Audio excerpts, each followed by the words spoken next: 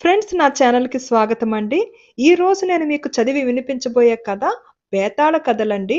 ఇవి చందమామ ఎడిషన్‌లో 1955 సెప్టెంబర్ సంచిక నుంచి స్టార్ట్ అయినాయండి. అప్పటినుంచి ప్రతి సంచికలోనూ ప్రతి నెల ఈ కథలు వచ్చేవి. చాలా ఇంట్రెస్టింగ్‌గా ఉంటాయి. తప్పకుండా వినండి.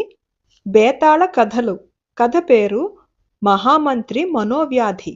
పూర్వం గోదావరి తీరాన ప్రతిష్టాన రాజ్యాన్ని త్రివిక్రమసేనుడనే రాజు పాలిస్తుండేవాడు.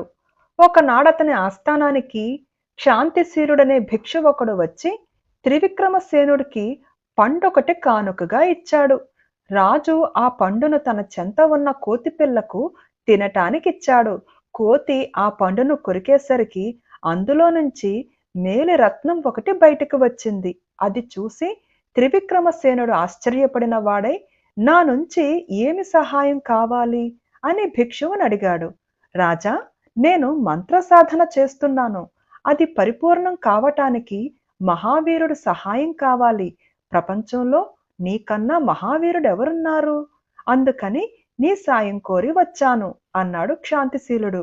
ఆ సహాయం ఎటువంటిది అని అడిగాడు రాజు. వచ్చే కృష్ణ చతుర్దశి నాటి రాత్రి ఈ ఊరి శ్మశానంలో గల మర్రి చెట్టు వద్దకు వస్తే నాకు కావలసిన సహాయం ఏమిటో చెబుతాను అన్నాడు భిక్షువు. రాజు సరేనని భిక్షువును పంపేశాడు. అతను కోరిన ప్రకారమే కృష్ణ చతుర్దశి రాత్రి త్రివిక్రమసేనుడు నల్లని బట్టలు ధరించి కత్తి పట్టుకుని శ్మశానానికి వెళ్ళి అక్కడ మర్రి చెట్టు క్రింద ఉన్న భిక్షువును చేరాడు. రాజా, దక్షిణంగా వెళితే అక్కడ ఒకే ఒక ఇరుగుడు చెట్టు కనిపిస్తుంది. దానిపై ఉరితీయబడిన పురుషుడి శవం కనిపిస్తుంది. నీవు పూర్తిగా మౌనం వహించి ఆ శవాన్ని చెట్టు నుంచి దించి ఇక్కడికి తీసుకురావాలి అన్నాడు భిక్షువు.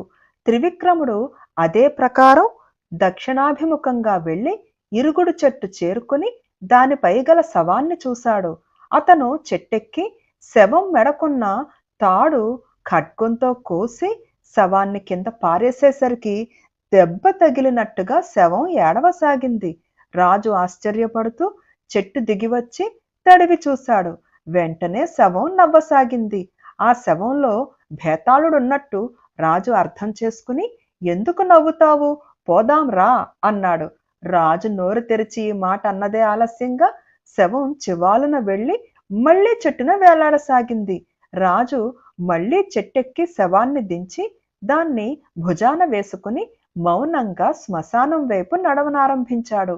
అప్పుడు శవంలో ఉన్న భేతాళుడు, రాజా, పాపం చాలా బరువు మోస్తున్నావు. నీకొక చిన్న కథ చెప్తాను విను అంటూ త్రివిక్రముడికి ఈ విధంగా చెప్పసాగాడు. అంగదేశాన్ని యశఃకేతుడనే రాజు పాలిస్తూ ఉండేవాడు. ఆయనకు దీర్ఘదర్శి అనే మంత్రి ఉండేవాడు. యశఃకేతుడు అస్తమానము అంతఃపురంలోనే ఉంటూ భోగాలు మరిగి ఉండటం వల్ల రాజ్యభారమంతా దీర్ఘదర్శి మీద పడింది. దీర్ఘదర్శి రాజ్యపాలనాన్ని ఎంత నేర్పుతో సాగిస్తున్నప్పటికీ గిట్టని వాళ్ళు పుకార్లు పుట్టించారు. రాజును భోగలాలసుని చేసేసి మంత్రి తానే రాజై కూర్చున్నాడని నలుగురు అనసాగారు. ఇది విని దీర్ఘదర్శికి చాలా బాధ కలిగింది. ఆయన రాజు దగ్గరికి పోయి, మహారాజా, నేను తీర్థయాత్రలు చేయబోతున్నాను. ఇక నుంచి మీ రాజ్యం మీరే స్వయంగా చూసుకోండి అని చెప్పి బయలుదేరాడు. రాజు వెళ్ళవద్దని బతిమాలి చూశాడు, కానీ దీర్ఘదర్శి తన ప్రయాణం మానలేదు. ఆయన కొంతకాలం తిరిగి ఒక గ్రామం చేరాడు. అక్కడ ఆయనకు ఒక వర్తకుడితో స్నేహం కలిసింది. ఆ వర్తకుడికి సముద్ర వ్యాపారం ఉంది. నేను ఓడలలో సరుకు వేసుకుని సముద్రం మీద సువర్ణ ద్వీపం వెళుతున్నాను. మీరు కూడా నాతో రావాలి అని వర్తకుడు దీర్ఘదర్శిని కోరాడు. ఎన్నడూ సముద్రయానం చేసి ఉండని దీర్ఘదర్శి సరేనన్నాడు. సువర్ణ ద్వీపం నుంచి తిరిగి వస్తుండగా సముద్ర మధ్యంలో ఒకనాడు దీర్ఘదర్శికి సముద్రపు టలల మీదుగా ఒక మహావృక్షం కనిపించింది. ఆ చెట్టు మీద ఒక అద్భుత లావణ్యవతి వీణ వాయిస్తూ కూర్చున్నది. ఆ దృశ్యం అంతలో మళ్ళీ మాయమైంది. ఓడ కళాసులు దీర్ఘదర్శికి కలిగిన ఆశ్చర్యం గమనించి, ఈ దృశ్యం మాకు ఈ ప్రాంతాల ప్రతిసారి కనిపిస్తూనే ఉంటుంది బాబుగారు అన్నారు. కాలక్రమాన దీర్ఘదర్శి అంగదేశానికి తిరిగి వచ్చేశాడు. తన మంత్రిని చూడగానే రాజుకు పరమానందమయ్యింది. మంత్రి వెళ్ళిపోయిన నాటి నుండి రాజు రాజ్యభారంతో మనశ్శాంతి ఎరగడు. మళ్ళీ పరిపాలన మంత్రిపరం చేసి తాను సుఖంగా ఉండవచ్చు కదా అని ఆశపడుతూ రాజు, అయితే మంత్రి, లోకంలో ఏమేం వింతలు చూశావు అని అడిగాడు. మహారాజా, మిగిలిన వింతలు వింతలే కావు. ఒక వర్తకుడు వెంట సువర్ణ ద్వీపానికి వెళ్ళి తిరిగి వస్తూ సముద్ర మధ్యాన ఒక అత్యద్భుత సౌందర్యవతిని చూశాను. ఆమె ఎవరో దేవతా స్త్రీ తప్ప మానవ స్త్రీ కాదు. నేను చూస్తుండగానే ఆమె అదృశ్యమైంది అని దీర్ఘదర్శి చెప్పాడు. ఈ మాట వినగానే రాజుకు ఆ స్త్రీను చూడాలని ఆత్రం కలిగింది. మంత్రి ఎంత బతిమాలుతున్నా వినక యశఃకేతుడు తన రాజ్య భారాన్ని మంత్రి మీద పెట్టి ఈసారి తాను యాత్రకై బయలుదేరాడు. ఆయన సముద్ర తీరం చేరిన కొద్ది రోజులకే సువర్ణ ద్వీపానికి ప్రయాణమైపోతున్న ఓడ దొరికింది. ఆ ఓడగల వర్తకుడితో స్నేహం చేసి రాజు అందులో ఎక్కి బయలుదేరాడు.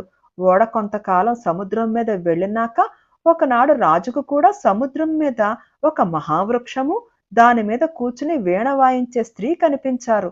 ఆ దృశ్యం చూస్తూనే రాజు ముందు వెనుక ఆలోచించక సముద్రంలోకి ఉరికాడు. సముద్రం అడుగు చేరుకునేసరికి రాజుకి ఒక మహానగరం కనిపించింది. కానీ ఆ నగరంలో ఎంతసేపు తిరిగినా ఆయనకు అక్కడ ఒక్క ప్రాణి కూడా కనిపించలేదు. అయినా రాజు పట్టుదలతో నగరమంతా తిరగసాగాడు. ఆఖరకు ఆయనకు ఒక విశాల భవనం కనిపించింది.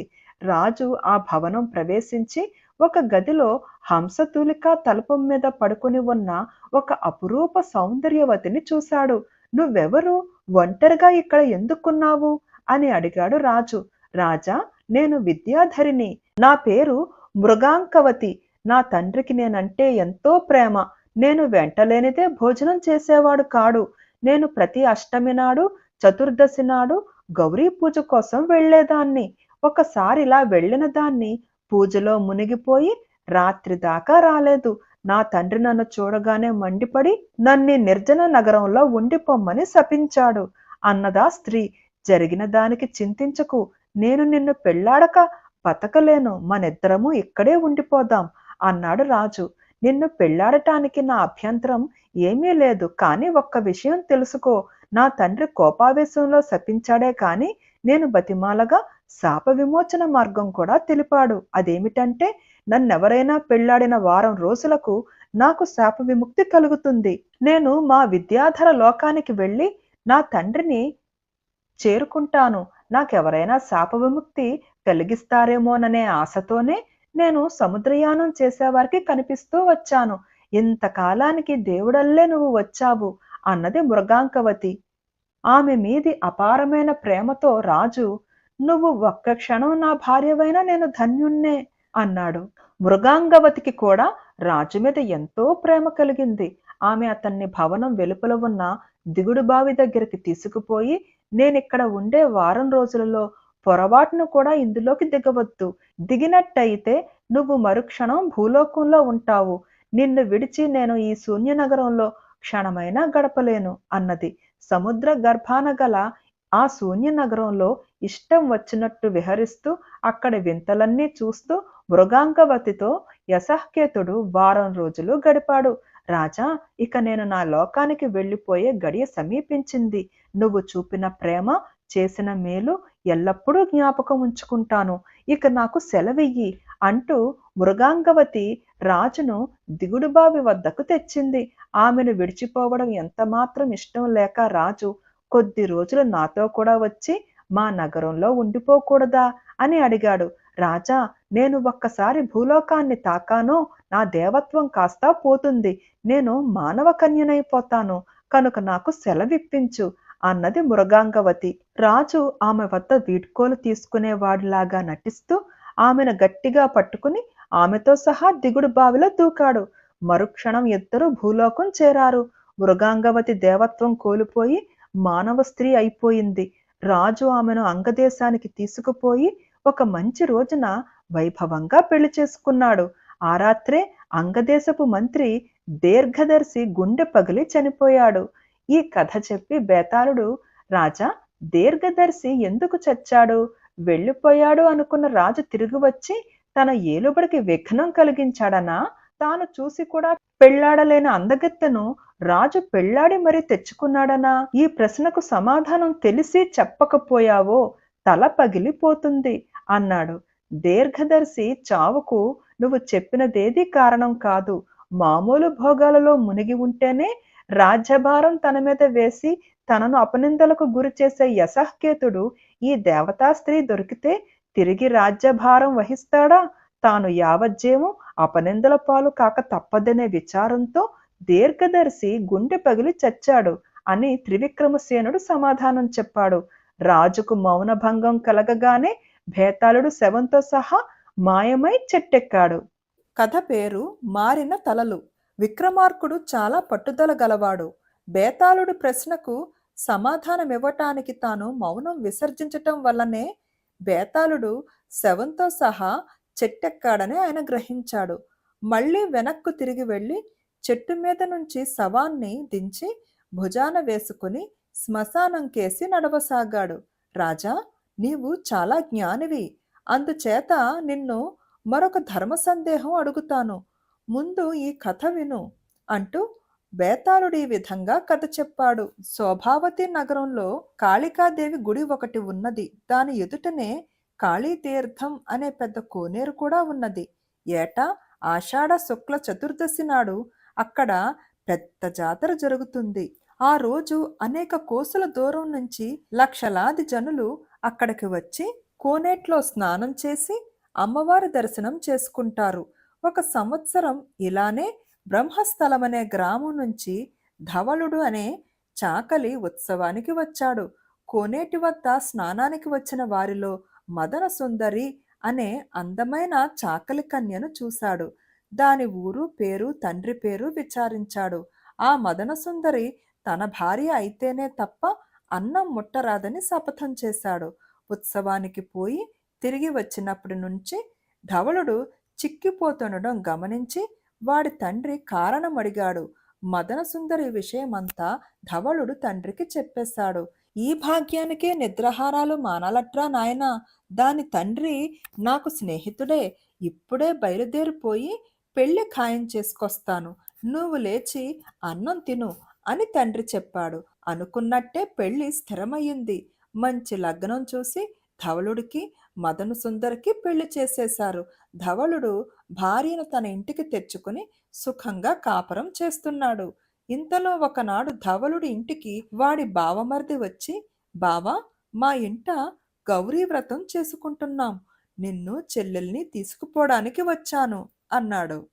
మర్నాడే ధవళుడు తన భార్యతోనూ బావమరిదితోనూ అత్తవారింటికి బయలుదేరాడు. వారి దారి శోభావతి నగరం మీదుగానే ఉంది.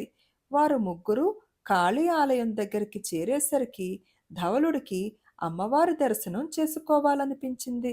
భార్యను బావమరిదిని రమ్మంటే ఉత్త చేతులతో అమ్మవారిని చూడటం తమకిష్టం లేదన్నారు. ధవళుడు ఒక్కడే గుడి లోపలికి వెళ్ళాడు. గుడిలో అమ్మవారిని చూడగానే ధవళుడికి ఒళ్ళు పరవశమైపోయింది. 18 చేతులతో కాలి కింద మహిషాసురుణ్ణి తొక్కిపట్టి కాళికాదేవి జేగీయమానంగా కనబడింది. అమ్మవారి విగ్రహానికి సమీపంలోనే వేటకత్తి కూడా ఉంది. ఈ దేవికి అందరూ బలులిచ్చి పుణ్యం సంపాదిస్తారు. నన్ను నేనే బలి ఇచ్చుకుని ఏకంగా మోక్షం సంపాదిస్తాను అనుకుని ధవళుడు దేవిని ధ్యానించి వేటకత్తి తీసుకుని ఒక్క వేటున తన తల తెగ నరుకుకుని అక్కడే పడిపోయాడు. భర్త ఎంతసేపటికి రాకపోవడం చూసి మదన సుందరి చూసి రమ్మని తన అన్నను పంపింది. వాడు గర్భగుడిలోకి వచ్చి తనను తానే అమ్మవారికి బలి ఇచ్చుకున్న తన బావమరిదిని చూశాడు. వాడికి కూడా భక్తి ఆవేశం వచ్చి తన తల నరుక్కుని బావమరిది పక్కనే ఒరిగిపోయాడు. వెళ్ళిన మగవాళ్ల కోసం ఎంతో సేపు చూసి మదన సుందరి ఆందోళన పడి తానే స్వయంగా గుడిలోకి వచ్చింది. అక్కడ తన భర్త శవము అన్న శవము పడి ఉండటం చూసి దుఃఖం పట్టలేక ఏడుస్తూ, తల్లి, నా భర్తను అన్నను ఒక్కసారే బలి పుచ్చుకున్నావా? ఇక నేనొక్కతనే బతికి ఉండటం దేనికి? నీ ఎదుటనే ఉరిపోసుకు చస్తాను అని మదనసుందరి ఆత్మహత్య చేసుకోబోయింది. ఆ సమయంలో దేవి ముఖం నుంచి ఇలా మాటలు వినిపించాయి. వెర్రి కూతురా, ఆత్మహత్య చేసుకోకు. నేను నీ భర్తను గాని అన్నను గాని బలి కోరలేదు. వారే భక్తి పారవస్యంలో తమ్ము తాము బలి ఇచ్చుకున్నారు. వారి మొండెములకు తలలు తగిలించు. వారిని ఇప్పుడే బతికిస్తాను. అమ్మవారన్న ఈ మాటలు వినగానే మదనసుందరికి ఒళ్ళు తెలియని ఆనందం కలిగింది. ఆమె ఆనందాశ్రువులు తడుచుకోనైనా తుడుచుకోకుండా ఆ గర్భగుడి చీకటిలో 2 మొండెములకు 2 తలలు పేర్చింది. మరుక్షణం ఇద్దరూ బతికారు. కానీ ఒక్క పొరబాటు జరిగిపోయింది. మదనసుందరి తన భర్త మొండెమునకు అన్న తల, అన్న మొండెమునకు భర్త తల చేర్చి వారిని బతికించుకుంది. ఈ కథ చెప్పి బేతాళుడు, రాజా, నా సందేహమేమంటే మదనసుందరి బతికించుకున్న ఇద్దరిలో ఇప్పుడు భర్త ఎవరు, అన్న ఎవరు? ఇందుకు సమాధానం తెలిసి కూడా చెప్పకపోతివా? నీ తల పగిలిపోతుంది, జాగ్రత్త అన్నాడు. ఇందులో సందేహానికి అవకాశమే లేదు. శరీరమంతటికి తల ప్రధానం. అందుచేత ఆ భర్త తలగలవాడే భర్త, అన్న తలగలవాడు అన్న అని సమాధానం చెప్పాడు విక్రమార్కుడు. రాజు మౌనం ఈ విధంగా భంగం కాగానే బేతాళుడు శవంతో సహా అంతర్ధానమై చెట్టెక్కి కూర్చున్నాడు. చందమామ కథల్లో వచ్చిన బేతాళ కథల్లో ఏడుపు నవ్వు కథ ఇప్పుడు విందామండి. పట్టుదలతో విక్రమార్కుడు ఇరుగుడు చెట్టు వద్దకు తిరిగి వెళ్ళి శవాన్ని చెట్టు మీద నుంచి భుజాన వేసుకుని వస్తుండగా శవంలో ఉన్న బేతాళుడు, రాజా, ఇంకొకరి చేత పనులు చేయించుకోవలసిన నువ్వే ఈ అర్ధరాత్రి వేళ ఇంత శ్రమ పడటం నాకెంతో విచారంగా ఉన్నది. నీకు మార్గాయాసం కలగకుండా ఒక విచిత్రమైన కథ చెబుతాను విను అంటూ ఈ కింది కథ ఆరంభించాడు. భగవంతుడు శ్రీరామచంద్రుడుగా అవతారమెత్తి పరిపాలించిన అయోధ్య నగరాన్ని ఒకప్పుడు వీరకేతు మహారాజు పాలించాడు. ఆ సమయంలో అయోధ్యలో ప్రతి నిత్యము అతి విచిత్రమైన దొంగతనాలు జరగసాగాయి. ఈ దొంగతనాలకు తట్టుకోలేక ప్రజలు రాజుగారి దగ్గరకు వెళ్ళి, మహాప్రభు, మమ్మల్ని దొంగల బారి నుండి ఎట్లాగైనా కాపాడండి. మేము ఎన్ని ప్రయత్నాలు చేసినా దొంగల ఆచూకీ తెలియటం లేదు. ఈ దొంగలు చిక్కకపోవడం అటుంచి కనీసం కంటికైనా కనబడకుండా అతి సాహసమైన దొంగతనాలు చేస్తున్నారు అని మొరపెట్టుకున్నారు. వీరకేతు మహారాజు ప్రజలను ఓదార్చి పంపేసి తన రక్షక భటులలో అత్యంత సమర్థులైన వారికి మారువేషాలు వేయించి రాత్రిపూట రహస్య గస్తీ తిరగమని పంపాడు. వారంతా 1000 కళ్ళతో కనిపెట్టి ఉన్నా కూడా దొంగతనాలు యథాప్రకారం జరుగుతూనే ఉన్నాయి. ఒక్క దొంగ అయినా గస్తీ తిరిగే భటుల కళ్ళ పడలేదు. దొంగతనాలు సాగిస్తున్న వారెవరో చాలా యుక్తిపరులని నిర్ధారణ చేసుకున్నవాడై వీరకేతు స్వయంగా దొంగలను పట్టడానికి బయలుదేరాడు. రాత్రి చీకటిలో రాజు మారువేషం వేసుకుని పోతుండగా ఆయనకు ఒక చోట విచిత్రంగా ప్రవర్తించే ఒక వ్యక్తి కనిపించాడు. రాజు అతని కేసి బయలుదేరాడు. దగ్గరికి వస్తున్న రాజును చూసి ఆ వ్యక్తి, ఎవరు నువ్వు అని అడిగాడు. దొంగను అన్నాడు రాజు. అయితే నాకు సాటివాడివే, మా ఇంటికి పోదాం రా, నీకు స్నేహ మర్యాద చేస్తాను అన్నాడు ఆ వ్యక్తి. రాజు అతని వెంట వాళ్ళ ఇంటికి వెళ్ళాడు. ఆ ఇల్లు అడవిలో భూగర్భంలో రహస్యంగా నిర్మించి ఉన్నది. దొంగ రాజును ఒక గదిలో కూర్చోబెట్టి వెంటనే వస్తానని చెప్పి పక్క గదిలోకి వెళ్ళాడు. ఆ సమయంలో దాసి ఒకటి వచ్చి రాజుతో, నువ్వెవరు బాబు? ఈ గజ దొంగ రహస్యం తెలిసినాక నీకు ఆయువు మూడినట్టే, వెంటనే పారిపో అని హెచ్చరిక చేసింది. రాజు వెంటనే అక్కడ నుండి బయలుదేరి అతి శీఘ్రంగా తన నగరకు తిరిగిపోయి సాయుధ భటులతో అదే చోటుకి తిరిగి వచ్చాడు.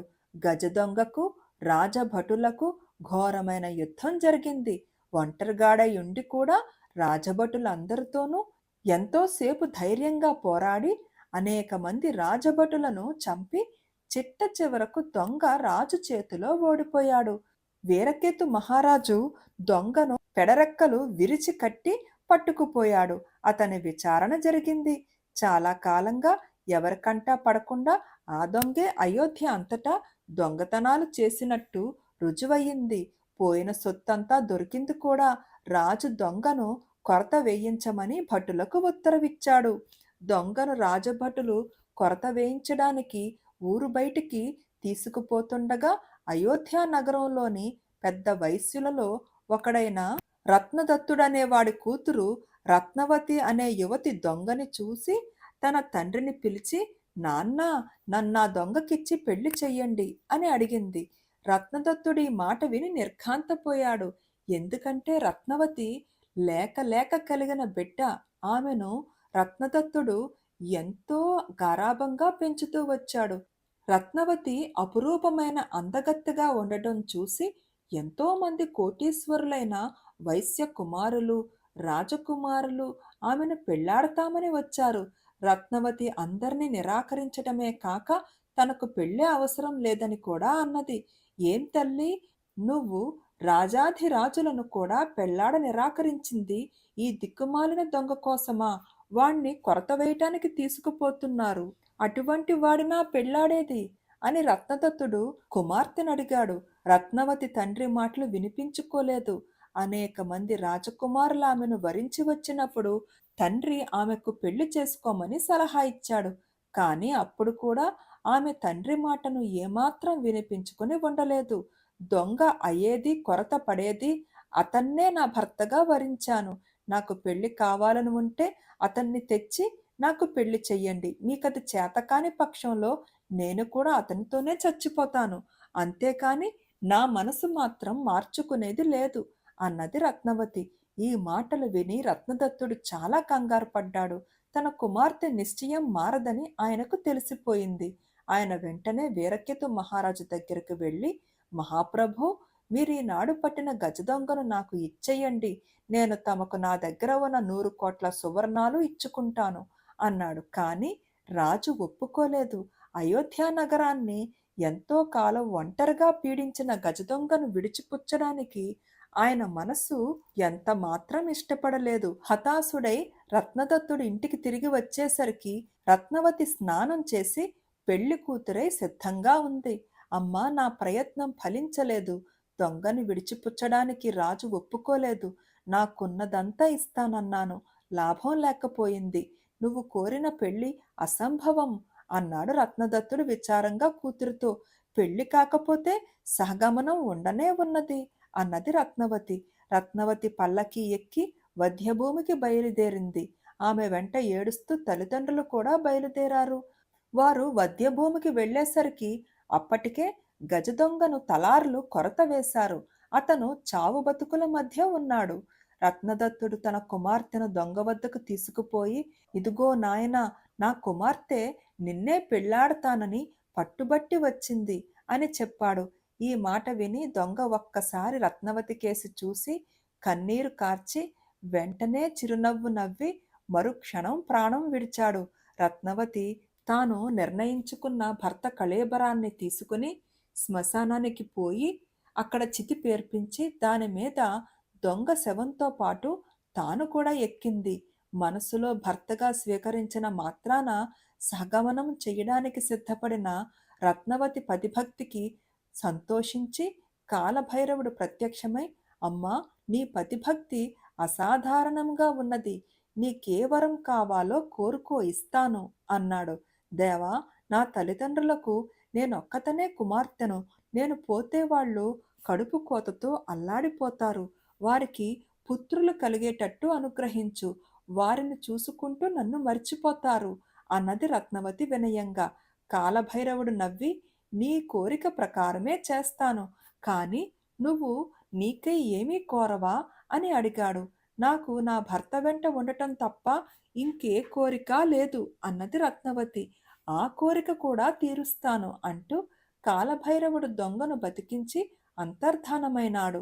రత్నదత్తుడు దొంగను ఇంటికి తీసుకువచ్చి వైభవంగా తన కుమార్తెకు వివాహం చేశాడు. బేతాళుడు ఈ కథ చెప్పి, రాజా, కొరతపడి చచ్చిపోతూ రత్నవతి తనను పెళ్లాడ కోరిందని విని దొంగ ఎందుకు ఏడ్చాడు, తరువాత ఎందుకు నవ్వాడు తెలిసి సమాధానం చెప్పకపోయావా?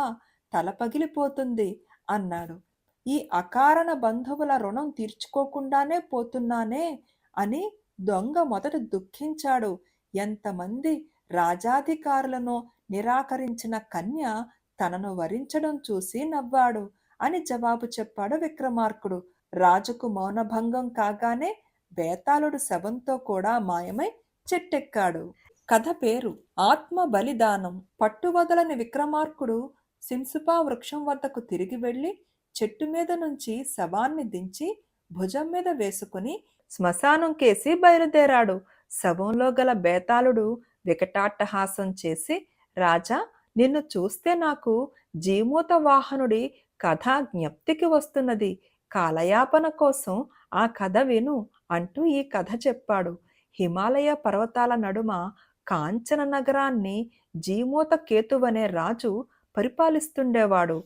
ఆ రాజు ఇంటి పెరట్లో కల్పవృక్షం ఉండేది. ఆ కల్పవృక్ష ప్రభావం చేత రాజవంశం వారు తమ కోరికలన్నీ నెరవేర్చుకుంటుండేవారు. జీమూత కేతువుకు కుమారుడు జీమూత వాహనుడు. యుక్త వయసు రాగానే తండ్రి అతనికి యువరాజ్య పట్టాభిషేకం జరిపాడు. ఆ సమయంలో మంత్రులు జీమూత వాహనుడితో, యువరాజా, మీ వంశానికి కల్పవృక్షం గొప్ప అండగా ఉంటున్నది. అది అనేక తరాలుగా మీ పూర్వీకులకు ఇష్టకామ్య సిద్ధి కలిగించటమే కాక ఎలాంటి శత్రుభయము లేకుండా చేస్తున్నది. నీవు ఆ కల్పవృక్షాన్ని ప్రార్థించి నీ కోరికలన్నీ తీర్చుకోవచ్చు అన్నారు. ఈ మాట వినగానే జీమూత వాహనుడు ఆనందించడానికి బదులు విచారంతో, అయ్యో, నా పూర్వీకులు అన్ని కోరికలు తీర్చగల కల్పవృక్షాన్ని దగ్గర ఉంచుకుని కూడా స్వార్థం చూసుకున్నారే కాని ఎన్నడూ పరోపకారం చేసిన వారు కారే. ఈ జీవితంలో పరోపకారం తప్ప మిగిలినదంతా క్షణభంగురమే కదా. ఈ కల్పవృక్షం తమదని చెప్పుకున్న వారంతా ఇప్పుడు ఎక్కడ ఉన్నారు? నేను మాత్రం ఈ కల్పవృక్షాన్ని స్వార్థానికి వినియోగించను అనుకున్నాడు. ఈ విధంగా ఆలోచన చేసిన వాడే జీమూత వాహనుడు కల్పవృక్షం వద్దకు పోయి, దేవా, ఎన్ని తరాలుగానో మా వంశానికి అడిగినదల్లా లేదనకుండా ఇచ్చావు.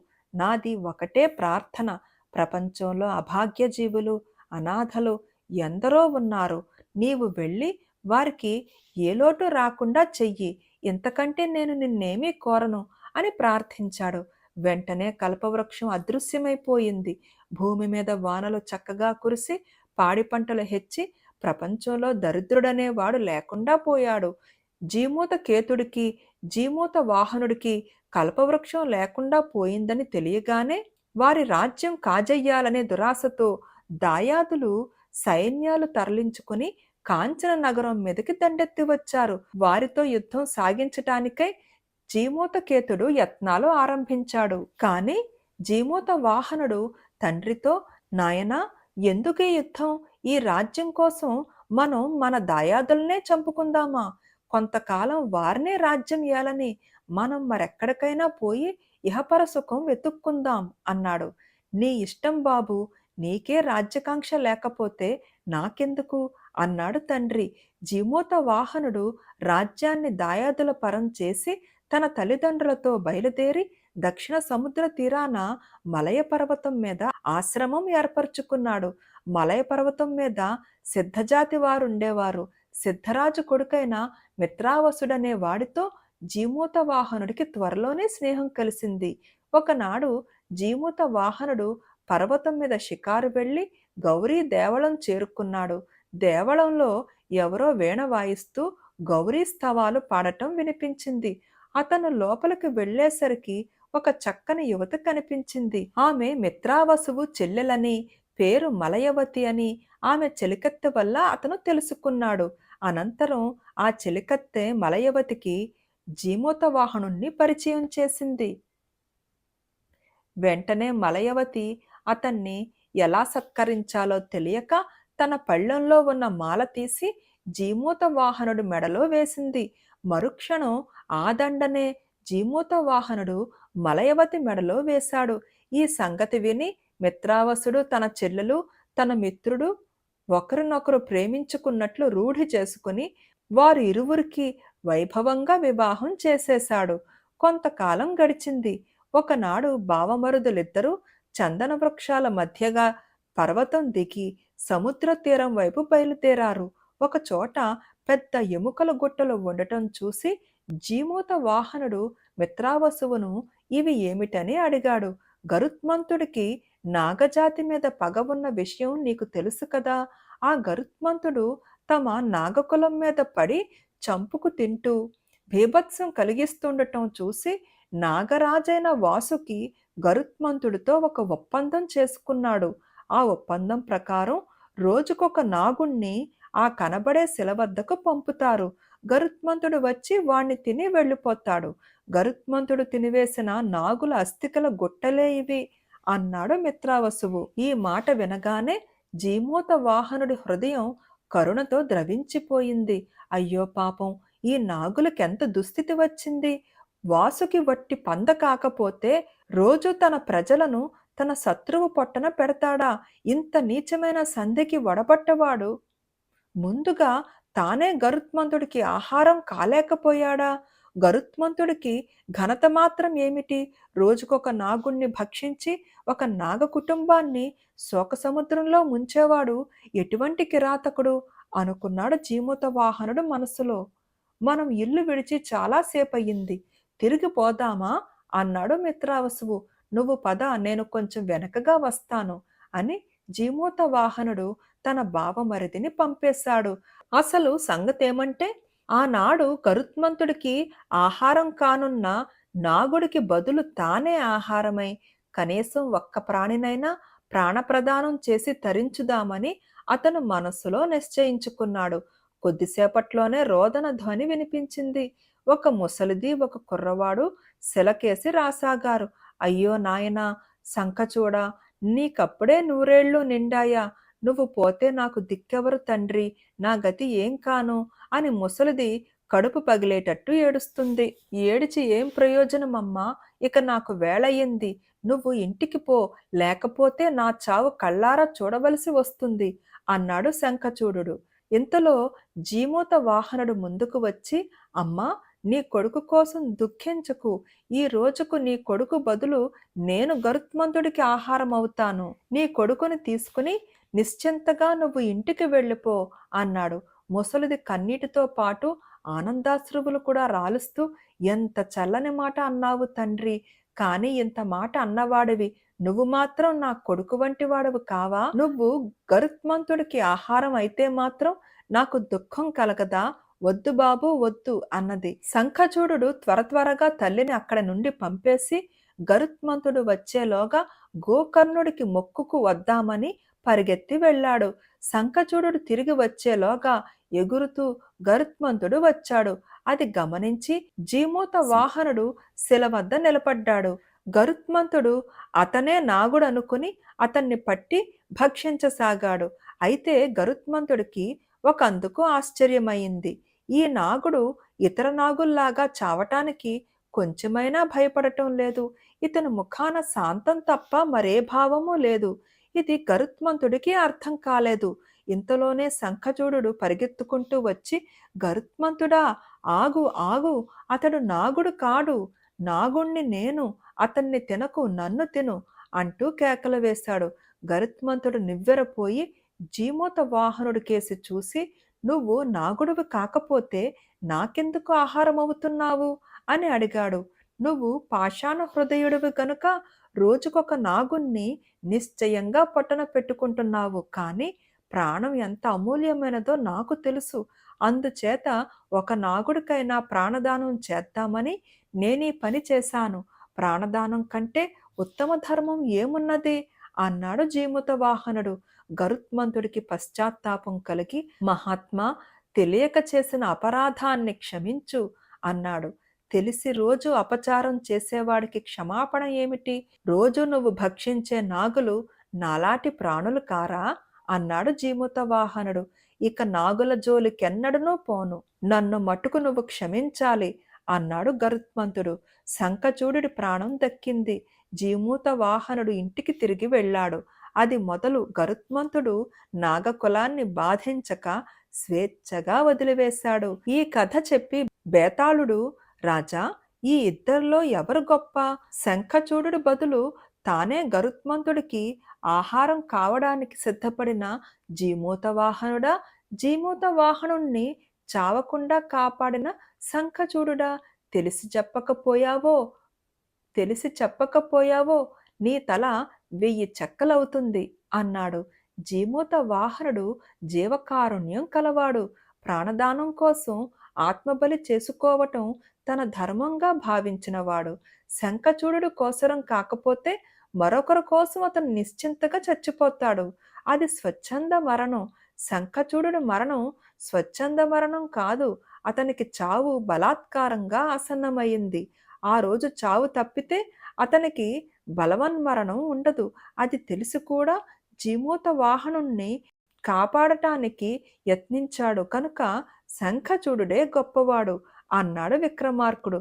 రాజుకు మౌనభంగం కాగానే బేతాళుడు శవంతో సహా మాయమై చెట్టెక్కాడు. నచ్చిందా ఈ కథ? నా కథ నచ్చితే తప్పకుండా లైక్ చేయండి, షేర్ చేయండి అండ్ సబ్స్క్రైబ్ చేసుకోవడం మర్చిపోకండి. Thank you.